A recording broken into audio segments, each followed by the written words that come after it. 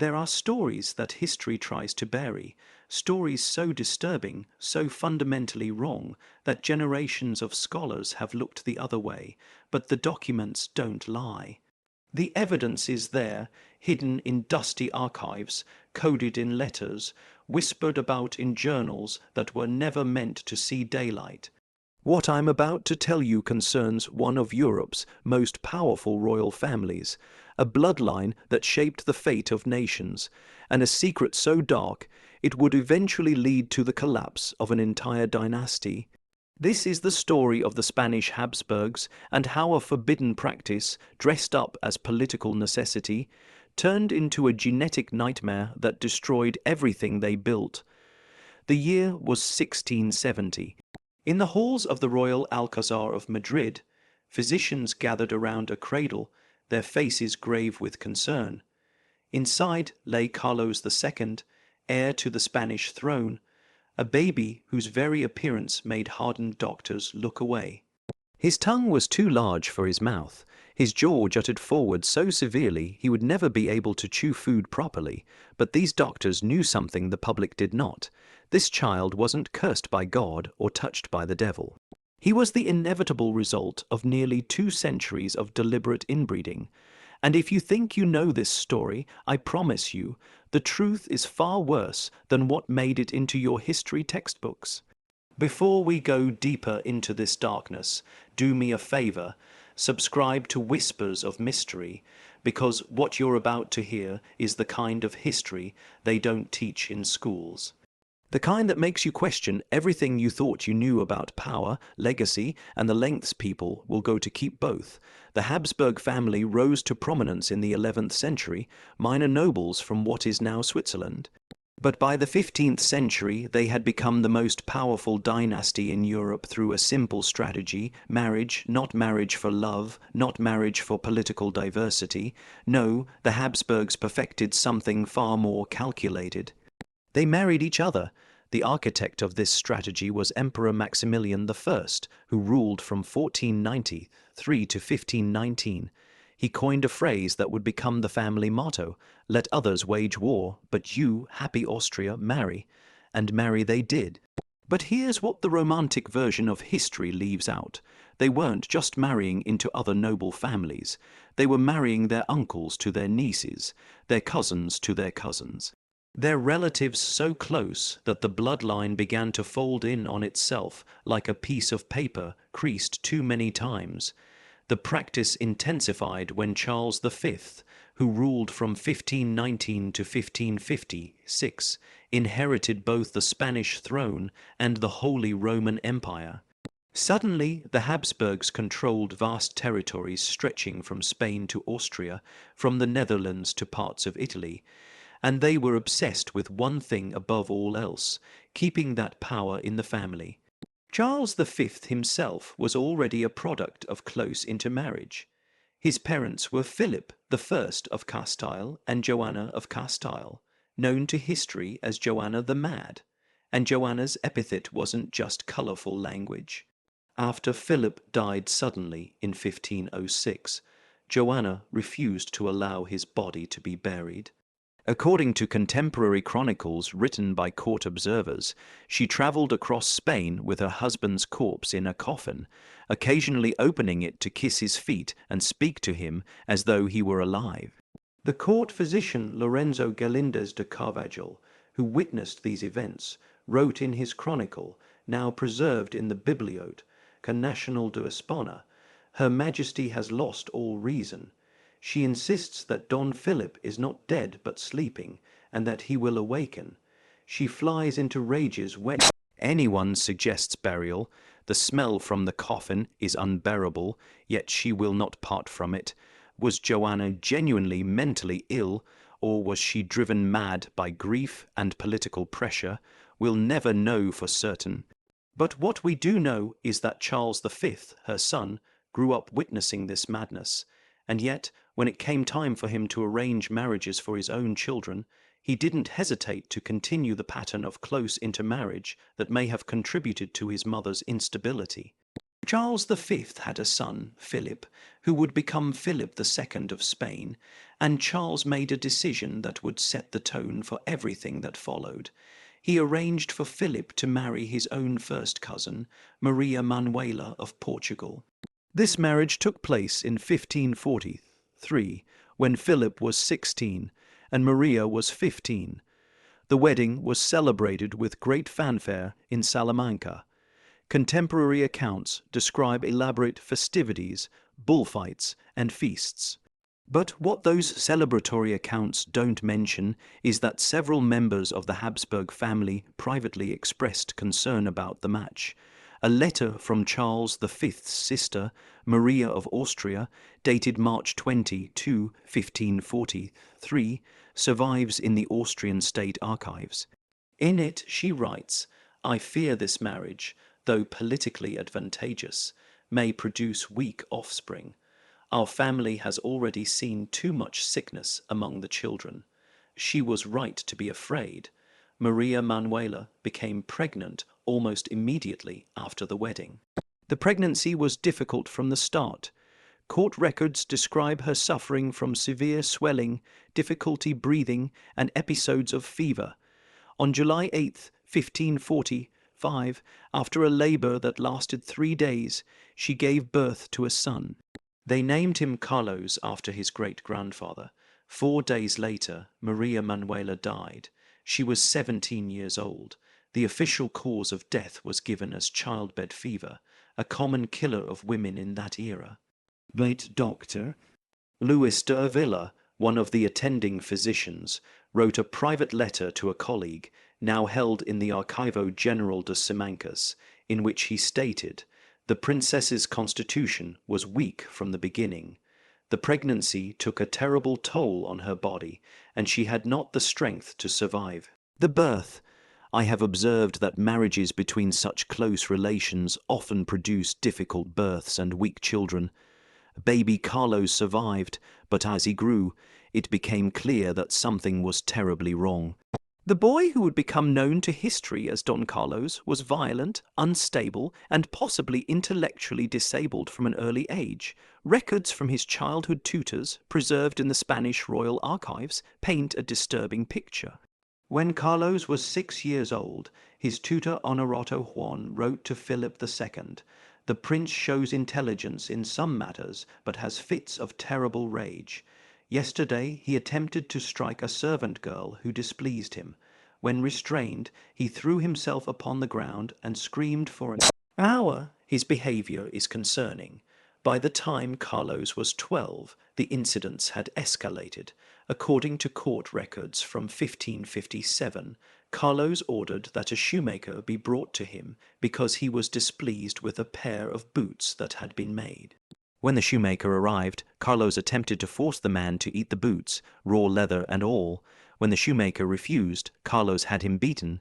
This wasn't the behavior of a spoiled prince. This was something darker, something broken in Carlos's mind. And it got worse as he grew older. In 1560, too, when Carlos was 17, he became infatuated with his stepmother, Elizabeth of Valois.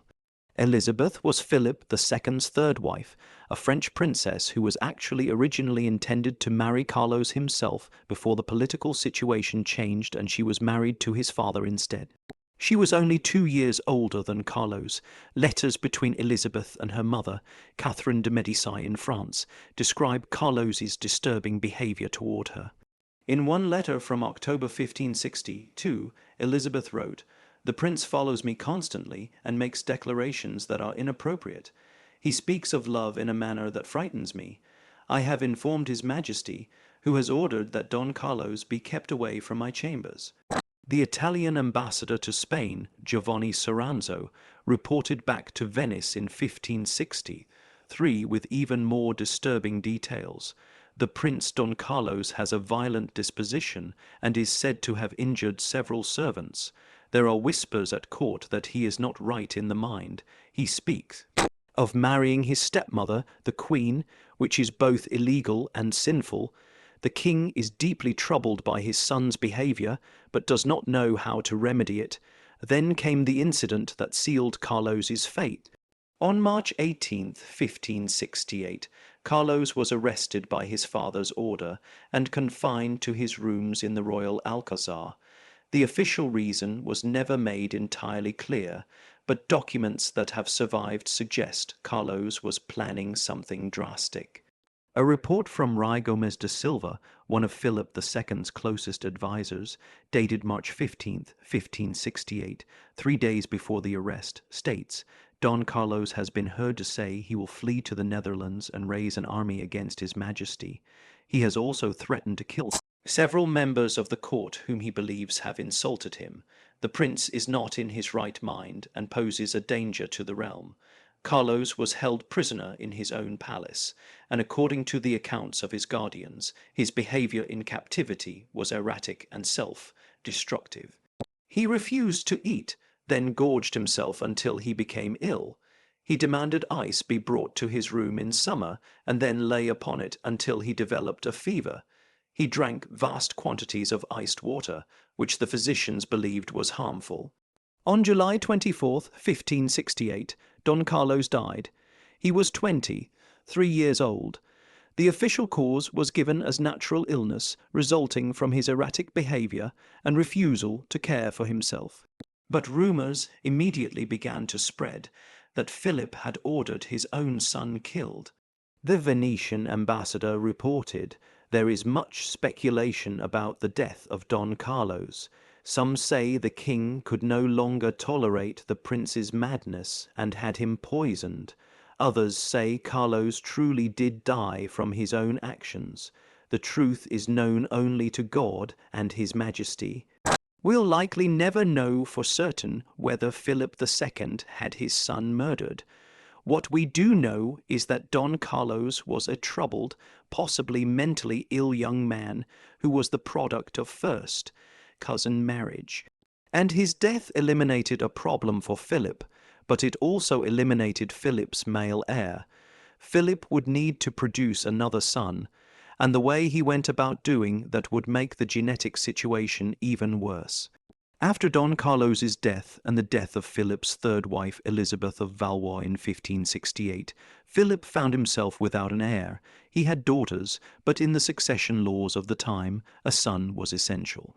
So in 1570, at the age of 43, Philip married for the fourth time. His new bride was Anna of Austria, and Anna wasn't just another political match. She was Philip's niece, his own brother's daughter. She was 21 years old, 22 years younger than her uncle, husband. The marriage was arranged specifically to keep the Habsburg bloodline concentrated. Documents from the marriage negotiations, held in the Archivo General de Simancas, show calculations of bloodlines and discussions of the purity that this match would ensure. One document, an official memorandum from the Council of State dated June 4, 1569, states, "The marriage of His Majesty to the Archduchess Anna will ensure that the blood of Charles V remains undiluted in the royal line of Spain. This is of utmost importance for continuation of the dynasty. They knew exactly what they were doing. They were deliberately concentrating the bloodline, and they believed this was a good thing." Anna of Austria arrived in Spain in November 1570, and the wedding took place on November 12 at Segovia.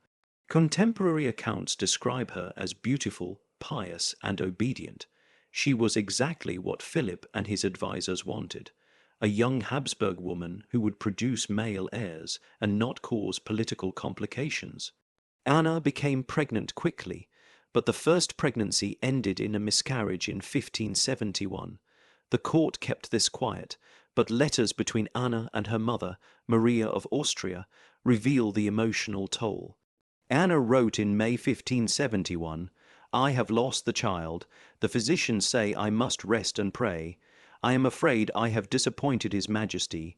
She became pregnant again and gave birth to a son, Ferdinand, on December 4, 1571. The court rejoiced. Spain had a male heir again, but the celebration was premature. Ferdinand was a sickly child from the beginning. Baptismal records note that the ceremony was performed quickly because there were concerns he might not survive. He did survive infancy, but he never thrived.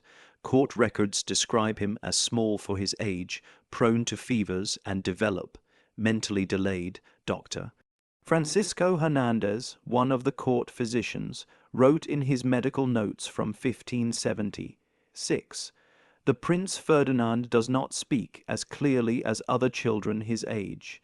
He is smaller in stature and shows little interest in his lessons. His constitution appears weak." Ferdinand died on October 18, 1578, at the age of 6. The cause of death was recorded as fever and flux, likely some form of infection his weakened immune system couldn't fight off. Anna was pregnant multiple times during her marriage to Philip. She had 5 children in total.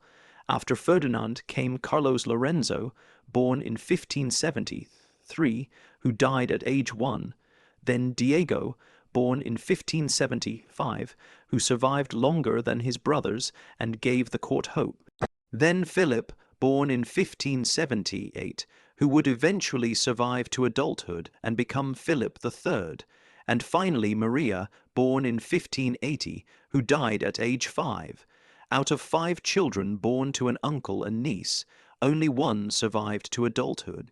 And that one survivor, Philip III, would continue the cycle of close intermarriage. But before we follow Philip III's story, we need to understand something crucial about what was happening to the Habsburg family at a genetic level. And here's where the story becomes not just dark, but scientifically fascinating in a horrifying way. If this story is giving you chills, share this video with a friend who loves dark mysteries. Hit that like button to support our content, because what I'm about to reveal gets even darker. The human genome contains approximately 20,000 genes. Each person inherits one copy of each gene from their mother and one from their father. Some genes are dominant, meaning you only need one copy for the trait to express itself. Others are recessive, meaning you need 2 copies for the trait to show up. Most harmful genetic mutations are recessive. This is actually a protective feature of biology. If you have one copy of a gene that codes for a genetic disorder and one healthy copy, the healthy copy usually compensates. You're a carrier of the disorder, but you don't have it yourself. The problem comes when 2 carriers have children together. Then there's a 25% chance that any given child will inherit 2 copies of the harmful gene, one from each parent, and actually develop the disorder. Now imagine what happens when you marry your first cousin. You and your cousin share about 12.5% of your DNA because you have 2 grandparents in common. That means there's a much higher chance that both of you are carrying the same harmful recessive genes. And if you have children together, those children have a significantly higher risk of inheriting 2 copies of those harmful genes. Now imagine doing that not just once, but repeatedly across multiple generations. Cousins marrying cousins, uncles marrying nieces, each generation becoming more genetically similar to each other. The chances of harmful recessive genes pairing up don't just add up, they multiply. This is exactly what happened to the Habsburgs. And modern genetic analysis has proven it with shocking clarity. In 2009, a team of Spanish geneticists led by Dr. Gonzalo Alvarez at the University of Santiago de Compostela published a landmark study in the journal PLOS One. They analyzed the Habsburg family tree going back 15 generations, from the early 1400s to the death of Carlos II in 1700. What they found was staggering. They calculated the coefficient of inbreeding for each Habsburg family member. This coefficient is a number between 0 and 1 that represents how genetically similar someone's parents are. For comparison, the children of completely unrelated parents have a coefficient of 0. The children of first cousins have a coefficient of about 0.0625. The children of siblings would have a coefficient of 0.25. Carlos II, the last Habsburg king of Spain, had a coefficient of inbreeding of 0.254. That's higher than if his parents had been siblings. How is that possible? Because the inbreeding didn't happen in just one generation. It accumulated across centuries. Carlos's father, Philip IV, was already highly inbred, with a coefficient of 0.211. His mother, Mariona of Austria, had a coefficient of 0.218, and they were uncle and niece. So Carlos inherited concentrated Habsburg genes from both parents, who were themselves products of generations of intermarriage. To put this in perspective, the researchers noted that Carlos II's level of inbreeding was equivalent to what you'd expect from 4 generations of continuous parent-child mating. 4 generations of incest, essentially, all compressed into the twisted branches of the Habsburg family tree. The study also analyzed mortality rates. Infant and child mortality among the Spanish Habsburgs was approximately double that of the general population at the time, and the mortality rate increased with each generation as the inbreeding intensified. But numbers and coefficients don't capture the human reality of what this meant. For that, we need to return to the people who lived through it. Philip III became King of Spain in 1598, when his father Philip II died. Philip III was 20 years old, and unlike his father, he had little interest in the day-to-day work of ruling an empire. He preferred to delegate authority to his favorites while he focused on hunting, religious observances, and his family. In 1598, even before officially becoming king, Philip III married Margaret of Austria. Margaret was his cousin, daughter of Archduke Charles II of Austria. The wedding took place in Valencia on April 18, 1599, with great ceremony. Margaret was 14 years old at the time of her wedding, Philip was 20, and despite the close family relationship, contemporaries describe the marriage as genuinely affectionate. Letters between Philip and Margaret suggest real fondness for each other, which is somewhat unusual for arranged royal marriages of the period. Margaret became pregnant quickly and frequently. Between 1601 and 1610, she gave birth to 8 children. 5 survived to adulthood, which was actually a better survival rate than Philip III's own siblings. This gave the court hope that perhaps the Habsburg genetic problems were not as severe as they'd seemed. But that hope was misplaced. The problems weren't gone. They were just accumulating, waiting to express themselves fully in the next generation. One of Margaret and Philip's children deserves particular attention, Anna of Austria, born in 1601. She would eventually marry her cousin, Louis XIII of France, in 1615, when she was 14 years old. The marriage was politically significant, uniting the Spanish and French crowns in alliance. But it was also personally miserable. Louis XIII was a complex figure, possibly homosexual or bisexual, who had little interest in his wife. Letters from Anna to her brother Philip IV, preserved in French archives, describe years of loneliness and humiliation. She wrote in 1622, "The king visits my chambers rarely and with evident reluctance. I am now 20, 1 year old and still without child. There are whispers at court that the fault is mine, but I know the truth lies elsewhere." It wasn't until 1638, 3 years into their marriage, that Anna finally gave birth to a son, the future Louis XIV. She was 37 years old. She would have one more son in 1640, and then no more children. But here's where the Habsburg web gets even more tangled. Louis XIV, Anna's son, would eventually marry Maria Theresa of Spain in 1660, and Maria Theresa was Louis XIV's first cousin on both sides.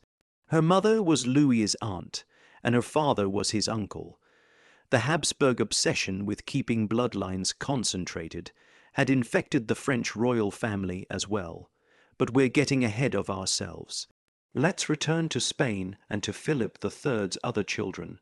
Philip IV, born in 1605, became king in 1620, when his father died. He was 16 years old, and like his father, he inherited an empire that was showing signs of strain. Spain's golden age was beginning to fade, the economy was struggling, military conflicts were draining resources, and the new young king would face all of this while dealing with his own personal tragedies.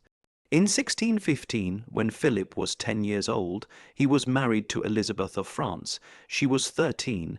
This was one of a pair of marriages designed to cement the alliance between France and Spain.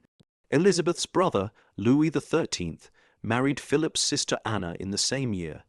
The marriage between Philip and Elizabeth wasn't consummated immediately due to their young ages, but by 1620, when Philip became king, they began their life as husband and wife in earnest.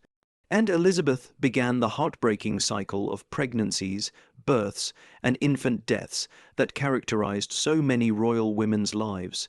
Between 1621 and 1644, Elizabeth of France was pregnant at least 12 times. 12 pregnancies in 23 years. The toll on her body must have been immense.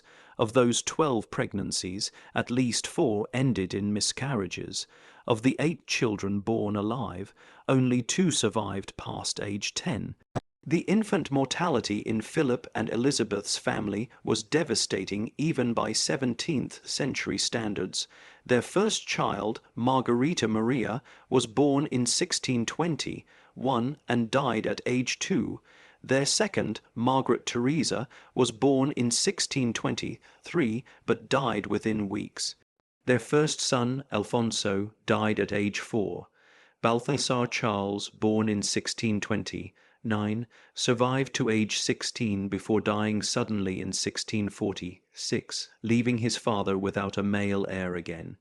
Court documents from this period, preserved in the Archivo General de Palacio in Madrid, show the increasing desperation of Philip IV to produce a surviving male heir. After each infant death, prayers were ordered throughout the kingdom. Masses were said, relics were brought to the palace, the queen was given special diets and medicines by court physicians. Dr. Juan de Cabrera, one of the court physicians, wrote in 1635, Her Majesty has suffered another miscarriage, the third in as many years. The physicians debate the causes. Some believe she is weakened by the frequency of her pregnancies. Others suggest that there is some weakness in the seed itself. I dare not write more plainly, but I fear for the future of the succession. That phrase, weakness in the seed itself, is remarkable, Doctor. Cabrera couldn't know about genetics, but he was observing the effects of inbreeding and wondering if something was fundamentally wrong with the Habsburg line. Elizabeth of France died in 1644, at the age of 41.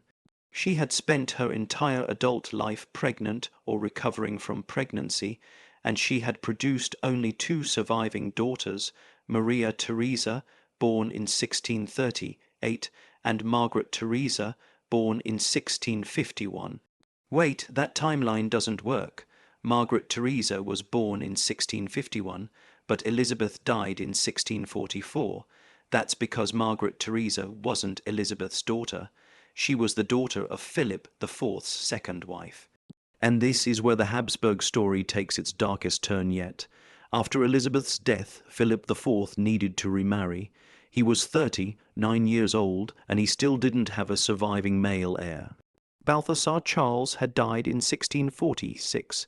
The succession was in crisis, and Philip's advisors convinced him that the solution was the same solution the Habsburgs always chose: marry a close relative to keep the bloodline concentrated. So Philip married his own niece. Mariana of Austria was the daughter of Philip's sister Maria Anna and Emperor Ferdinand III. She was born in 1634, which made her 30 years younger than her uncle. When they married in 1649, Mariana was 15 years old. Philip was 44. The marriage was celebrated with elaborate ceremonies in Madrid on October 7, 1649. Contemporary accounts describe Mariana as beautiful, with blonde hair and blue eyes, typical Habsburg features. She was young, healthy, and from impeccable Habsburg stock.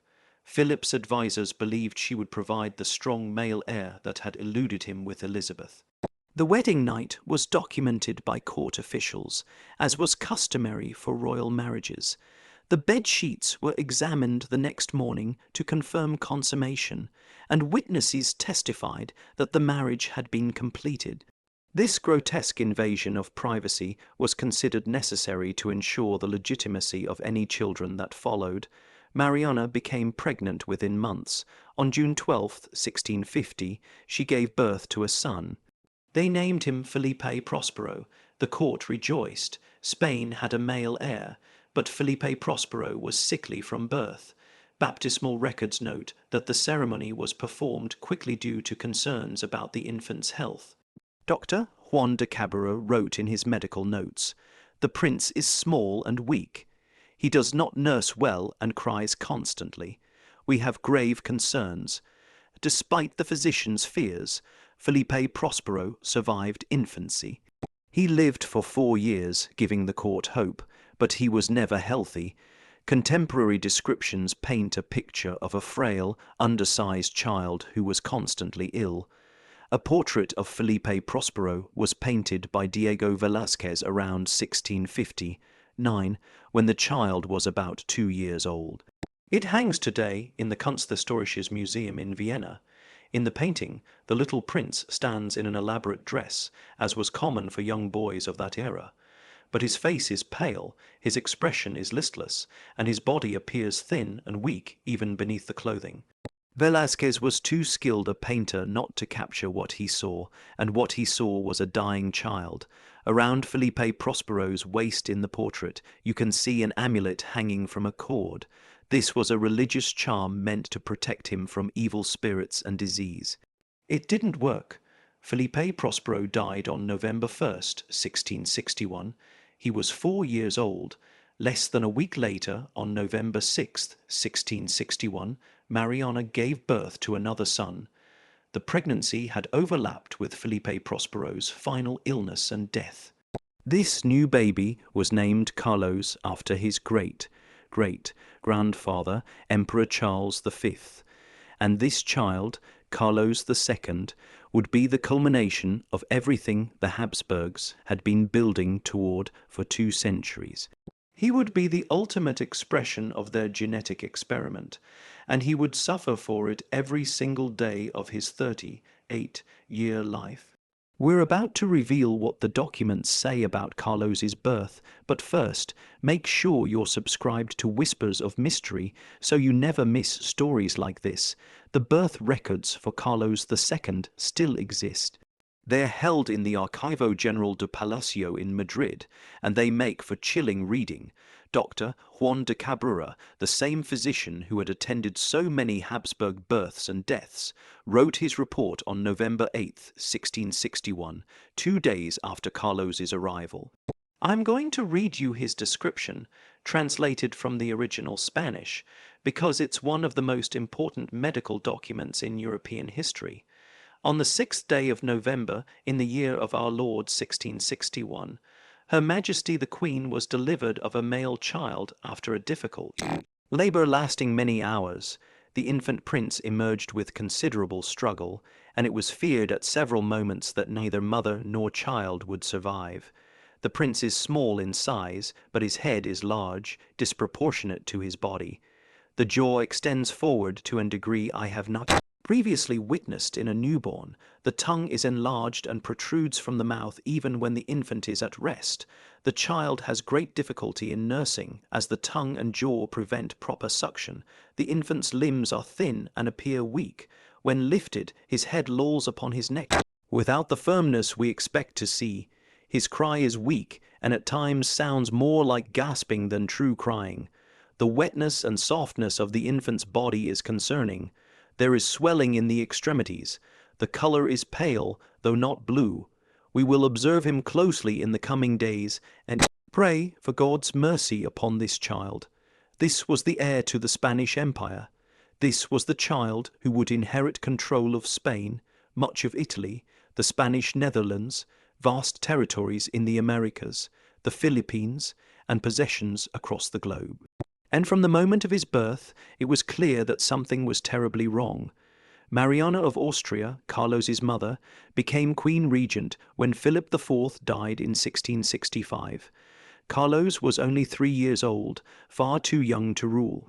And Mariana, looking at her strange, struggling child, must have known that he might never be capable of ruling, no matter how old he became. Contemporary accounts of Carlos's childhood are fragmentary, but what survives paints a disturbing picture. Unlike most royal children, whose early years are documented in detail for posterity, Carlos's childhood seems to have been something the court wanted to keep quiet. An Austrian ambassador, Count Harrach, wrote a series of dispatches to Vienna between 1665 and 1670 describing the young Spanish king. These documents are now held in the House, Hof- und Staatsarchiv in Vienna, and they provide some of our best evidence for what Carlos was actually like.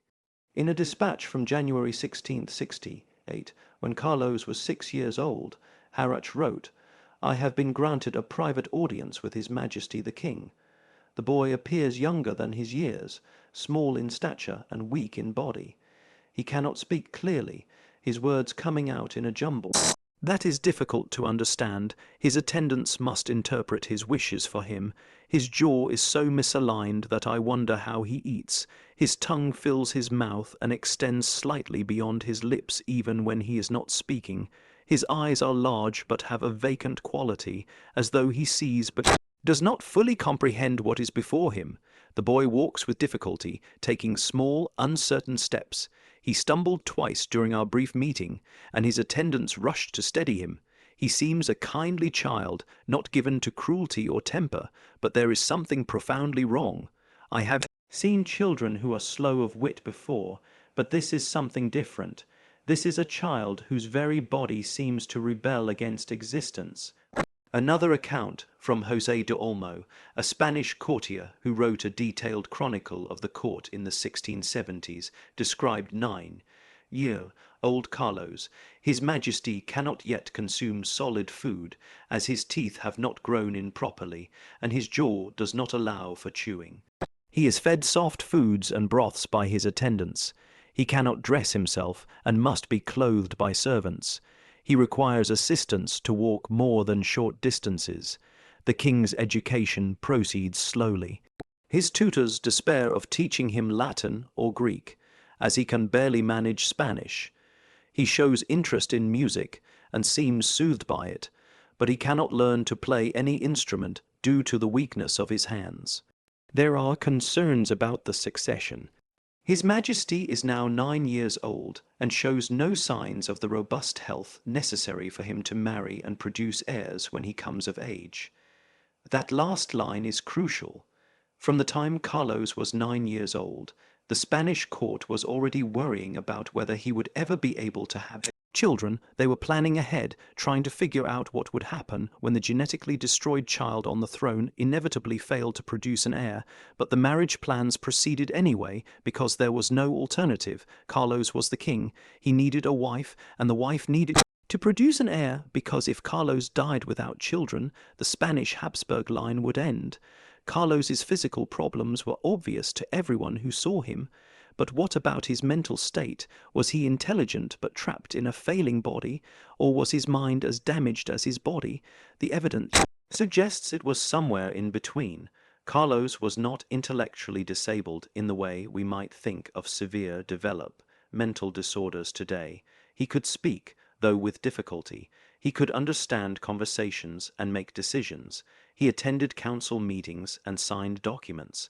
But multiple sources describe him as having the intellectual capacity of a much younger child, even as he aged into his 20s and 30s.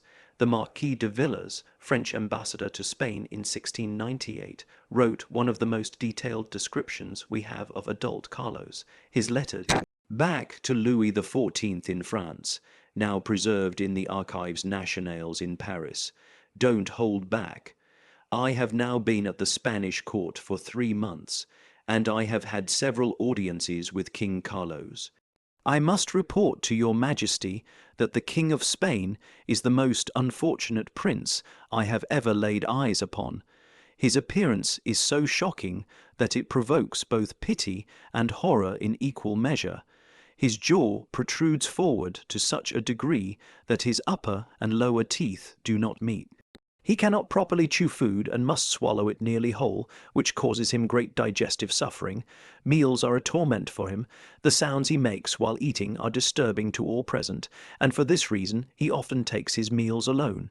His tongue is too large for his mouth and hangs slightly out even when he is not speaking. His speech is consequently very difficult to understand.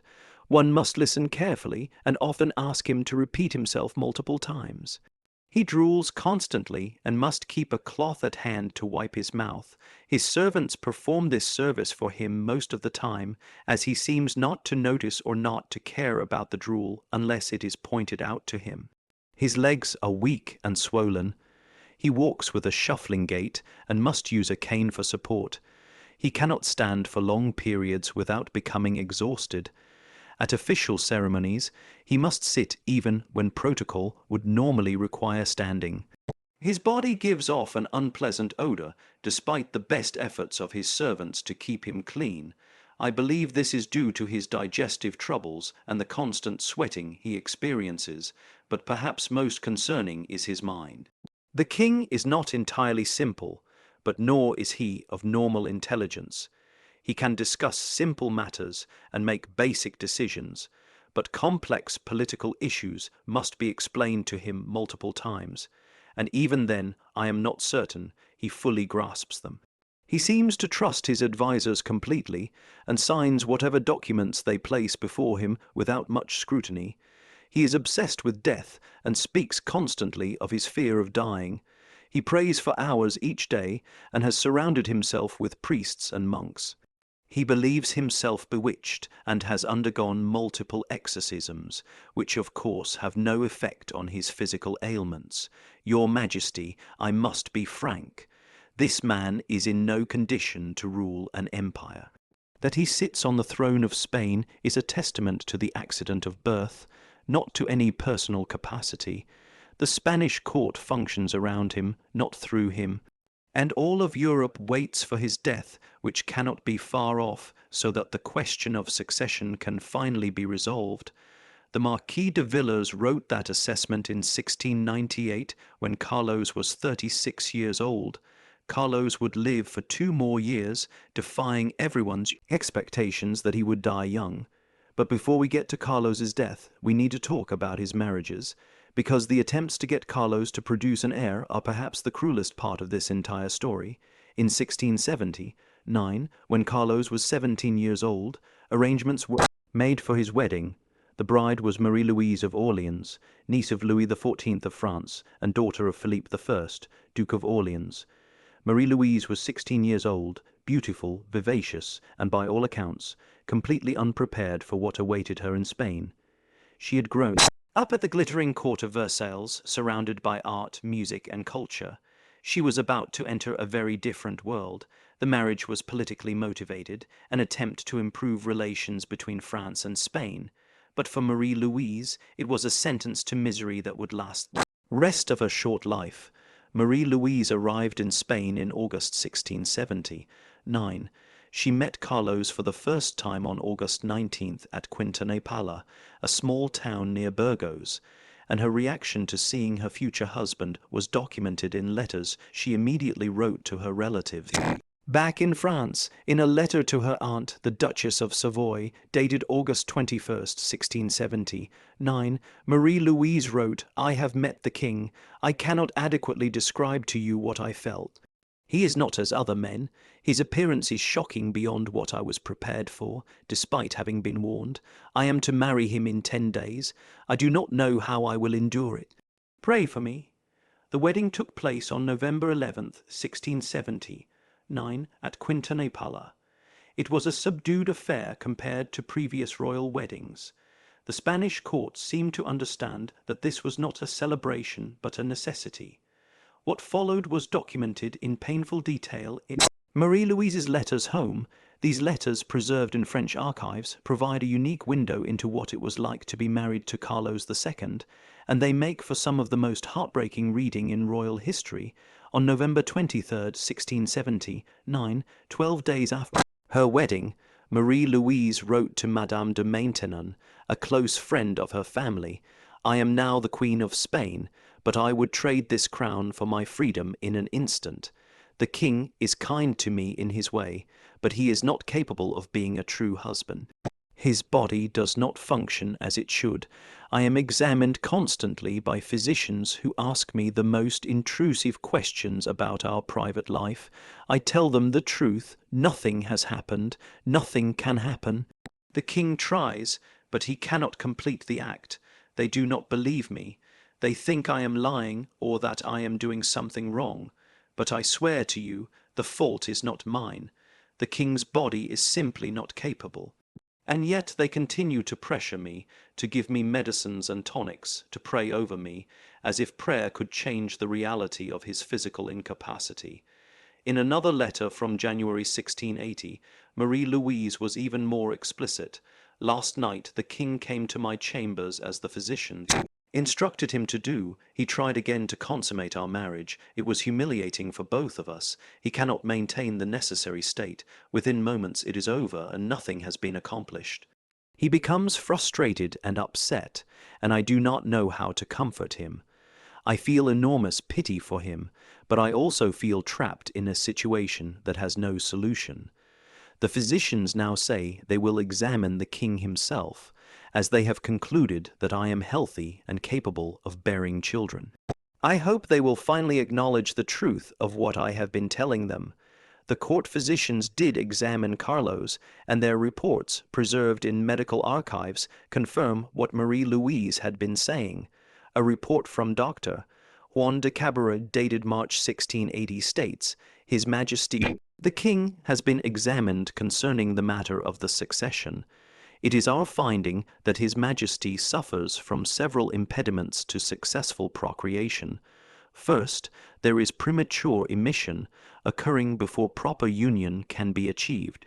Second, there is weakness in maintaining the necessary firmness.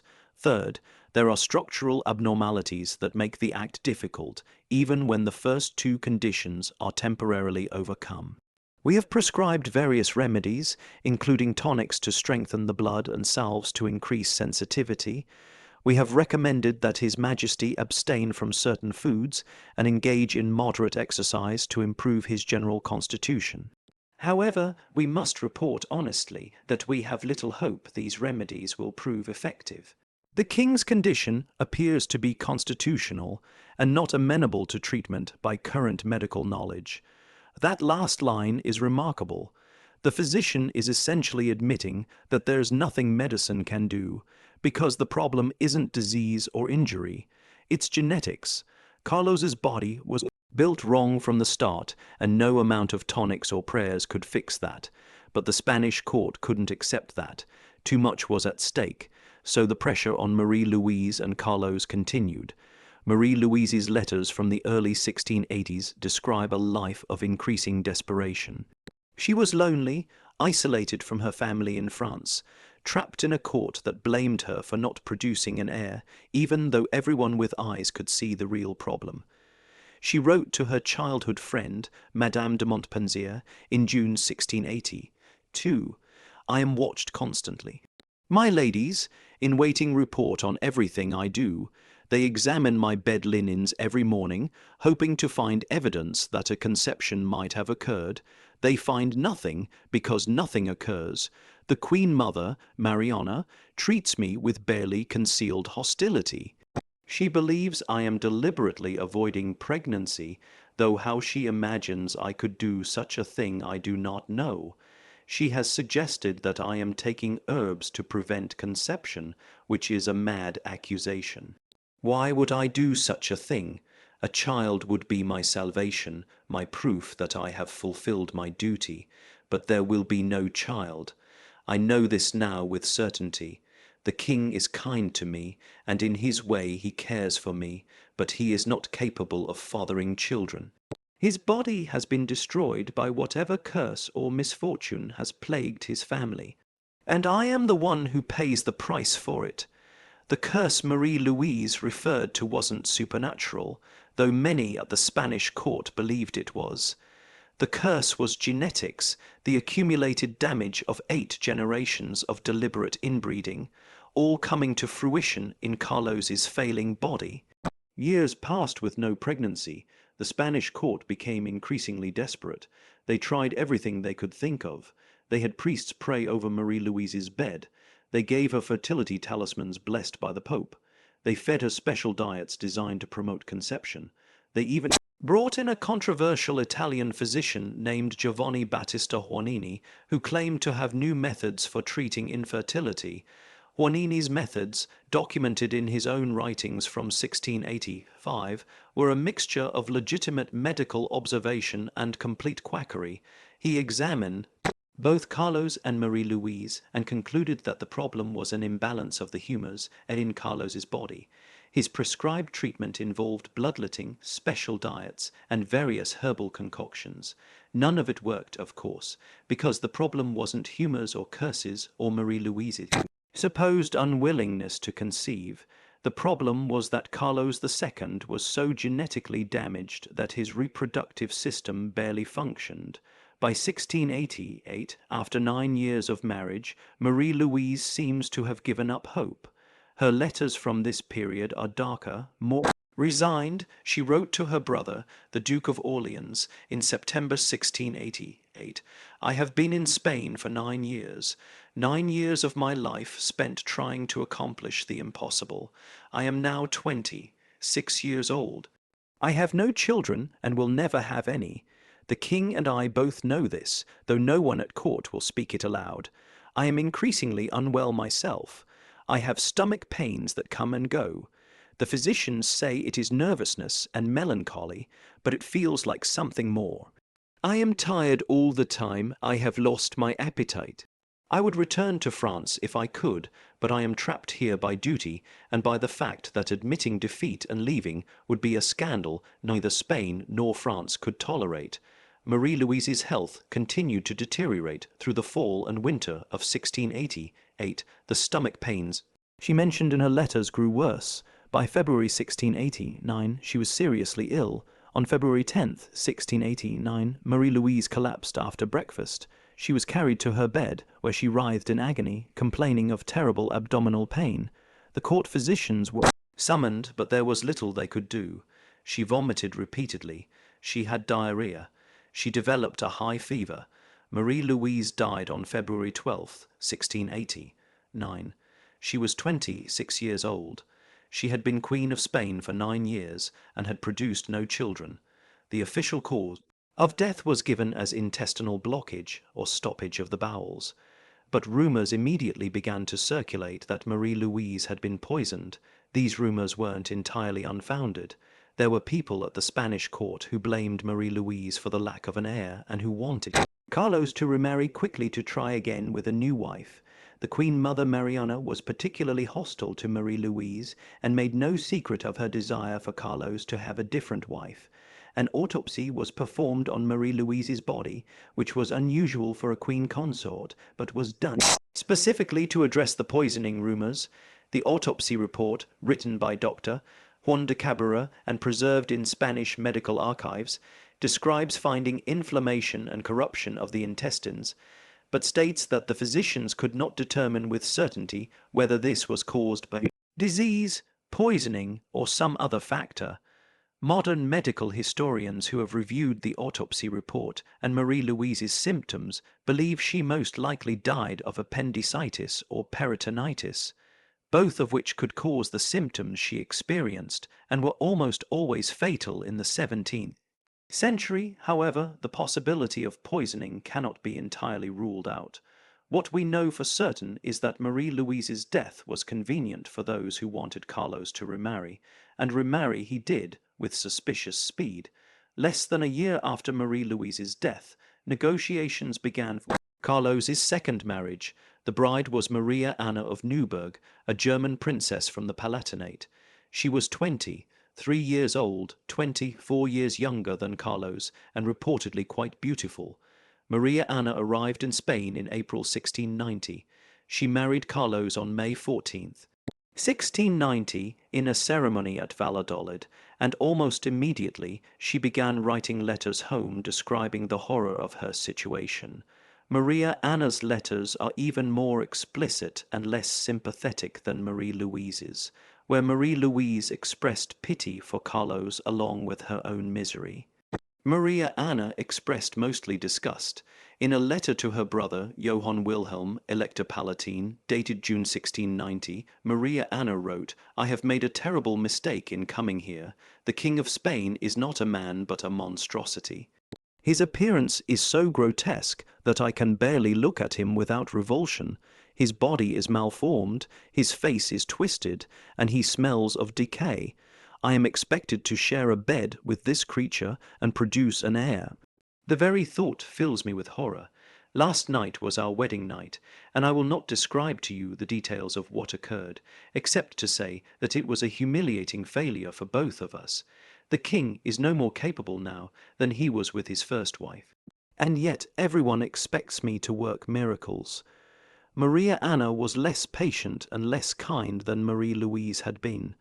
Where Marie Louise had tried to make the best of an impossible situation, and had even expressed affection for Carlos despite everything, Maria Anna seemed to view him with contempt. From the beginning, in another letter from August 1690, Maria Anna wrote, "The king is like a child in a man's body.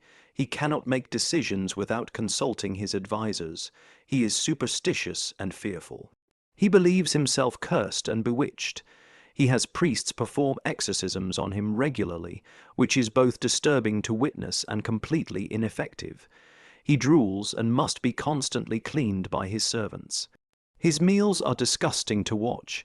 He cannot control his bodily functions with any reliability. He is like an invalid or an ancient man, though he is only 28 years old, and yet I am expected to produce children with this person. How am I to accomplish what his first wife could not? The man is barely alive himself.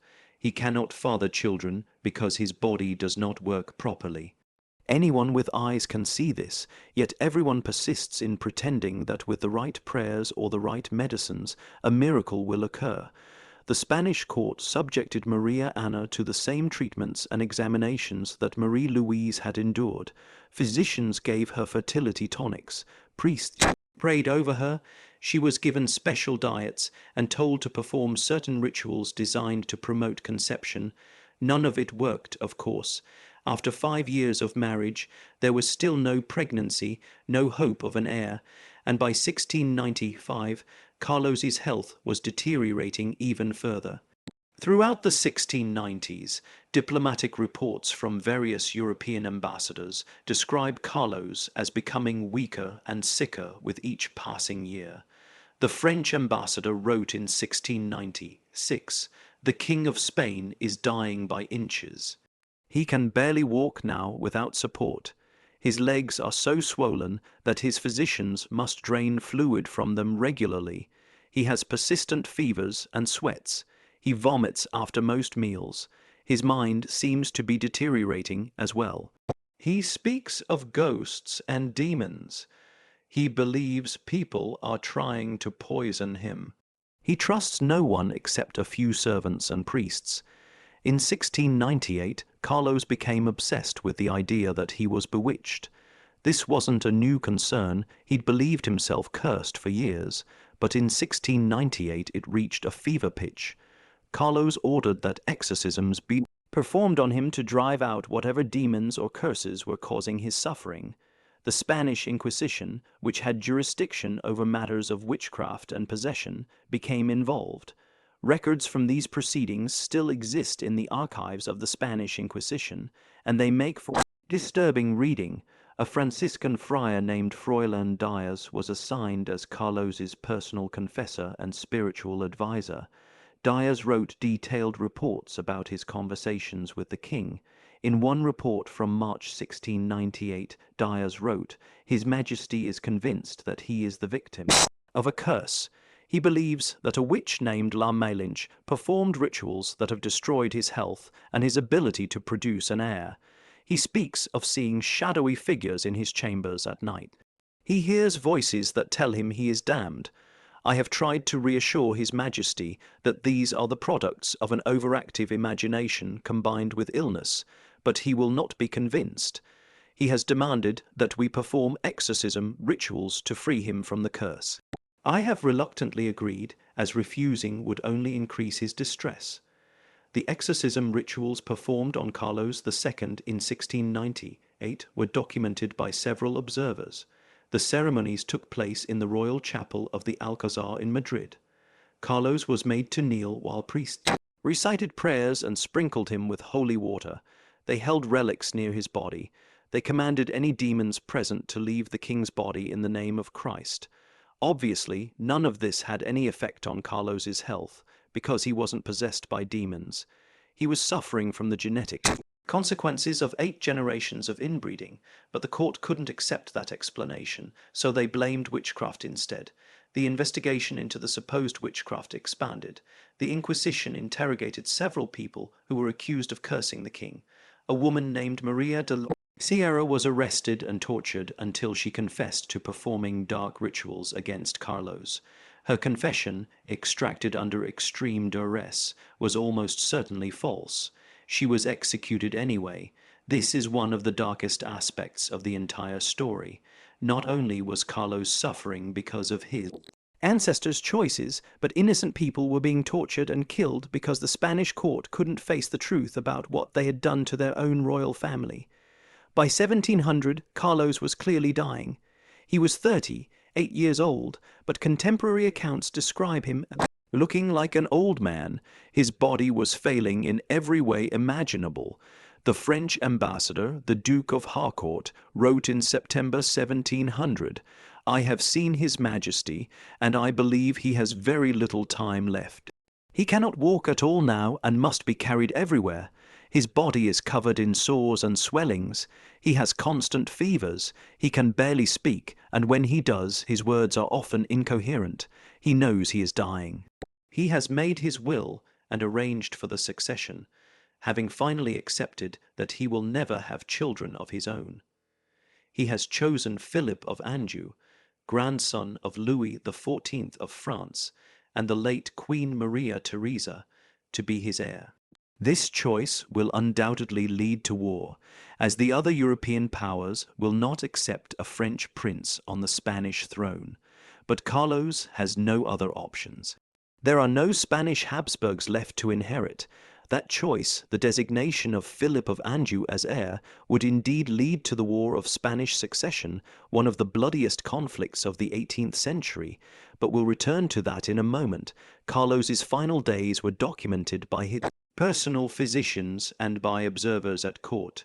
The accounts are grim. He was in constant pain. He couldn't eat or drink without vomiting. He drifted in and out of consciousness. And when he was conscious, he was terrified of death and what would come after.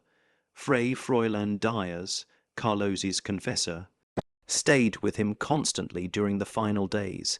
In his report written after Carlos's death, Diaz described the king's last moments. His Majesty was lucid in his final hours, though in great suffering. He asked me repeatedly whether he had been a good king, whether God would forgive his failures. I assured him that he had done his best with the burdens placed upon him, and that God is merciful. He spoke of his childhood, of feeling different from other children, of knowing something was wrong with him, but not understanding what or why. He said he wished he had never been born, that it would have been better if he had died as an infant, like so many of his siblings. These words broke my heart. Here was the king of the most powerful empire on earth, wishing he had never existed, but I understood what he meant. His life had been one long suffering, and now death was coming as a release. Carlos II died on November 1st, 1700, at around 3 o'clock in the afternoon. He was 38 years old. He had reigned for 35 years, though he had never truly ruled, and he died without producing a single child. by royal tradition and for medical documentation, an autopsy was performed on Carlos's body on November 3rd, 1700. The autopsy was conducted by several physicians, including the royal physician, Dr. Geronimo Ortega. The autopsy report he wrote is one of the most famous medical documents in European history, and it provides stark evidence of just how damaged Carlos's body had become. I'm going to read you significant portions of this report because it's crucial to understanding the full horror of what the Habsburgs did to themselves. On 3rd day of November in the year of our Lord 1700, we the undersigned physicians performed an examination of the royal body of his late Majesty King Carlos II of Spain, in accordance with custom and for the purposes of determining the causes of his death. The body was opened and the internal organs examined. What we found shocked us all, though we had known His Majesty suffered greatly in life. The heart was found to be extraordinarily small, approximately the size of a peppercorn. It was shriveled and appeared to have been incapable of properly circulating blood through the body. The chambers were malformed, the lungs were corroded and showed signs of long-term disease. There were dark spots throughout the tissue, and portions had begun to putrefy even before death. The liver was enlarged and full of fluid. It appeared to have been diseased for some time. The intestines were in a state of corruption. They were gangrenous in several places, and the smell upon opening the abdominal cavity was overpowering. We believe His Majesty must have suffered constant digestive agony. The stomach contained no food, as His Majesty had been unable to eat for several days before death. The stomach lining showed evidence of inflammation and ulceration. The kidneys were small and appeared to be failing. There was evidence of stones and blockages. Upon examination of the reproductive organs, we found that His Majesty possessed only a single testicle, which was black as coal and appeared to be necrotic. The other testicle was either absent from birth or had atrophied completely. This finding explains the inability to produce an heir. The head was examined last. Upon opening the skull, we found it to be full of water. The brain itself appeared smaller than normal and showed signs of deterioration. There was fluid throughout the cranial cavity. Most striking of all, the body contained no blood. When we made our incisions, no blood flowed.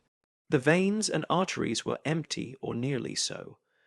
We cannot explain this phenomenon except to say that by the time of death, His Majesty's body had ceased to produce or maintain blood in any normal quantity.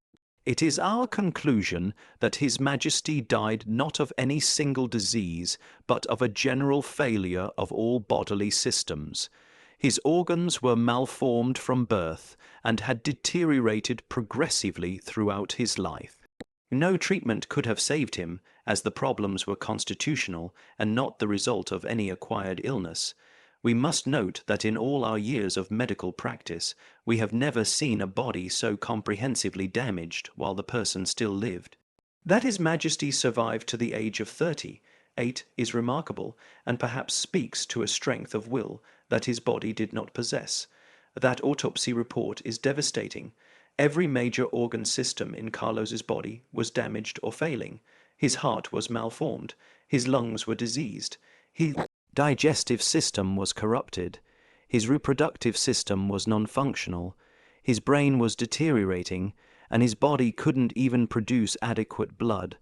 Modern physicians who have reviewed this autopsy report have noted that the descriptions, while dramatic in their language, are consistent with multiple genetic disorders all expressing themselves simultaneously. The peppercorn-sized heart likely indicates cardiac atrophy or hypoplasia. The water in the head was probably hydrocephalus or severe edema. The single testicle monoichism is associated with hormonal and developmental disorders. But here's what's most important. All of these conditions, individually and collectively, are linked to inbreeding. When close relatives reproduce repeatedly over multiple generations, the risk of genetic disorders doesn't just add up, it multiplies exponentially, and Carlos II was the end result of the most sustained, deliberate inbreeding program ever undertaken by a royal family. His coefficient of inbreeding, as I mentioned earlier, was 0.254.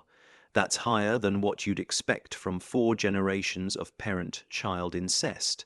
His parents were uncle and niece, but they were both already heavily inbred themselves. He inherited damaged genes from both sides of his family, and those genes had nowhere to go but to express themselves in his suffering body.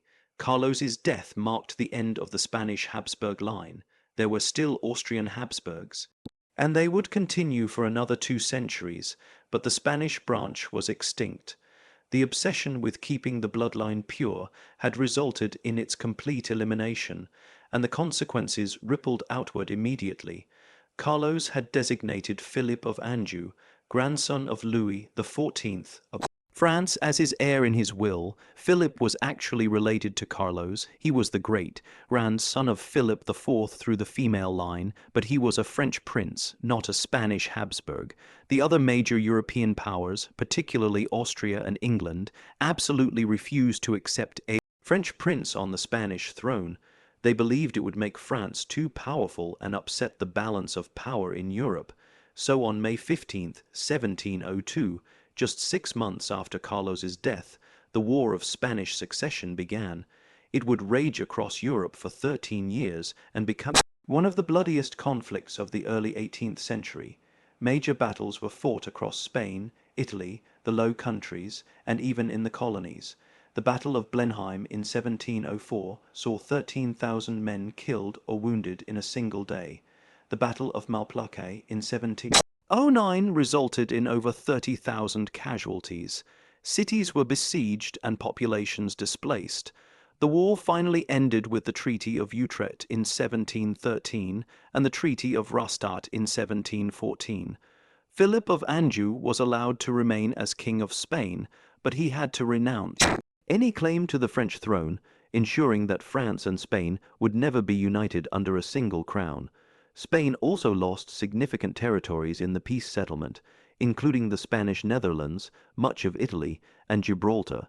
Historians estimate that the War of Spanish Succession resulted in somewhere between 400,000 and 700,000 deaths, both military and civilian. Cities were destroyed, economies were shattered, dynasties were overthrown, and all of it, every single death, every burned village, every orphaned child, can be traced back to one fundamental cause. The Spanish Habsburg line had ended because Carlos II couldn't have children, because his body had been destroyed by 8 generations of inbreeding. If Philip II hadn't married his niece Anna of Austria in 1570, would things have been different? If Philip IV hadn't married his niece Mariana of Austria in 1649, would Carlos have been born healthy? If any of the Habsburg rulers over those 2 centuries had chosen to marry outside their immediate family, could the disaster have been avoided? We can't know for certain, but the genetic evidence strongly suggests yes. The 2009 study by Gonzalo Alvarez and his team at the University of Santiago de Compostela calculated what would have happened if the Habsburgs had avoided close inbreeding. Their models showed that infant mortality would have been cut roughly in half, and the severe genetic disorders that characterized the later generations would have been much less likely to occur. In other words, the suffering of Carlos II and dozens of other Habsburgs